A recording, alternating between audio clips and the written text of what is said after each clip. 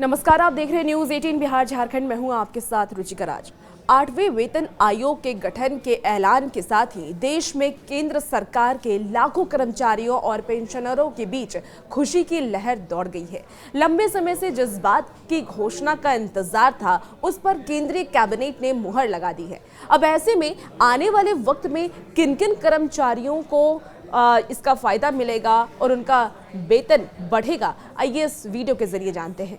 आपको बता दें कि 8वें वेतन आयोग वो समिति है जो सरकारी कर्मचारियों की सैलरी, भत्ते और दूसरे आर्थिक फायदों से जुड़े फैसले लेती है।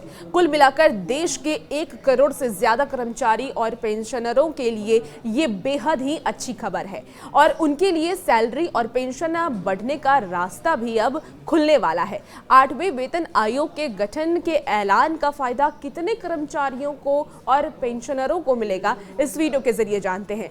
8वें वेतन आयोग के गठन का फायदा देश के लाखों सरकारी कर्मचारियों और पेंशनरों को मिलने वाला है। अब जानते हैं कि किन किन विभाग के सरकार के कर्मचारियों को इसका फायदा मिलेगा। तो सीधे फायदा किन किन मंत्रालय के विभागों के कर्मचारियों को मिलेगा वो भी जान लीजिए। तो इसमें केंद्र सरकार के अलग अलग मंत्रालय, विभाग और सेंट्रल पब्लिक सेक्टर अंडरटेकमेंट यानी कि PSUs को इसका फायदा मिलने वाला है और इसकी कुल संख्या 49.18 लाख यानी कि करीब 50 लाख के कर्मचारियों के करीब है। 50 लाख कर्मचारियों को इसका फायदा मिलेगा। साथ ही डिफेंस कर्मचारियों को भी इसका फायदा मिलने वाला है। अब डिफेंस में कैसे कैटेगराइज किया गया वो भी बता देते हैं आपको। तो सेना और रक्षा कर्मचारी, इसमें थल सेना, नौसेना और वायुसेना के मेंबर्स शामिल होते हैं और इनकी सैलरी और भत्तों में इजाफा देखा जाएगा। इसके साथ ही अब हम पेंशनरों की बात कर लेते हैं कि यानी पेंशन जिन्हें मिलता है उन कर्मचारियों की बात कर लेते हैं। तो पेंशनर की अगर हम बात कर लें तो 65 लाख सरकारी पेंशनरों को इसका सीधे तौर पर फायदा मिलेगा।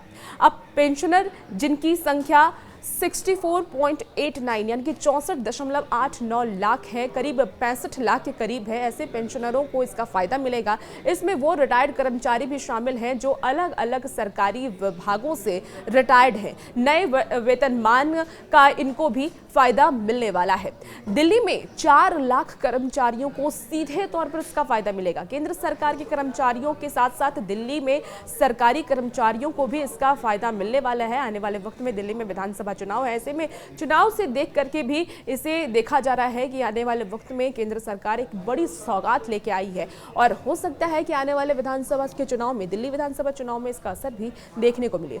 अब जानते हैं कि 8वें वेतन आयोग की सिफारिशें कब से लागू हो पाएंगी। तो 8वें वेतन आयोग की सिफारिशें साल 2026 से लागू होंगी और इससे पिछला वेतन आयोग साल 2016 में लागू हुआ था।